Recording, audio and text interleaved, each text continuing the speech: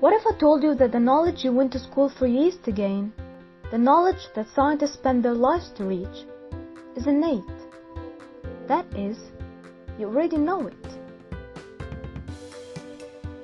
While Socrates and Meno were trying to define virtue, Meno came up with a question. How could this inquiry be useful? If we know what we are looking for, then the knowledge is unnecessary, because we already know it. And if we do not know what we are looking for, then the knowledge is impossible.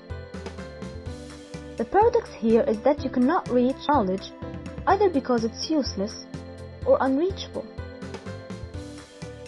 To solve this paradox, Socrates asked a slave who did not study geometry before, "What is the length of the square side that has double the area of a known side square?" Surprisingly, after some questions, the slave was able to get the right answer. The length should be equal to the diagonal of the smaller square. But how could the slave figure it out? Well, let us analyze this situation in 3 sentences. 1. At time t1, the slave does not know the answer. 2. At time t2, the slave knows the answer. 3. Between t1 and t2, no one taught the slave the correct answer. Sentence 2 is correct, and sentence 3 appears to be correct as well. Sequentially, sentence 1 must be false, and the slave had actually this knowledge at time t1, but he didn't ever study geometry. So the slave acquired this knowledge not in his life, but before it. This is known as the theory of recollection. It states that the soul is immortal, not like the body. It transmits to another body after the death of the first one. Before this transition, the soul is taught everything, but it forgets all what it has learned when it transmits to the body. Therefore, what you do when you are studying is actually remembering, not acquiring new knowledge. The knowledge is innate in all human beings. But before you throw your textbooks and decide not to study again, let us evaluate Meno's question and the recollection theory. It seems that Meno committed the fallacy of equivocation. There is a difference between having a question without an answer and not having a question at all.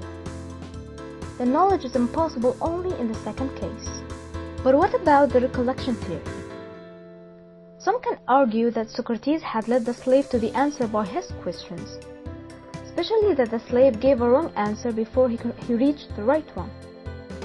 This makes the third sentence false, and Socrates did actually teach the slave the right answer. The third sentence is wrong for another reason as well. It assumes only 2 possibilities, whether Socrates taught the slave or not. It doesn't allow for other possibilities, like the ability of reasoning.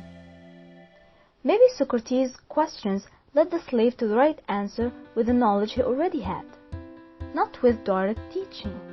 But does this mean that there is no innate knowledge at all? In fact, there is.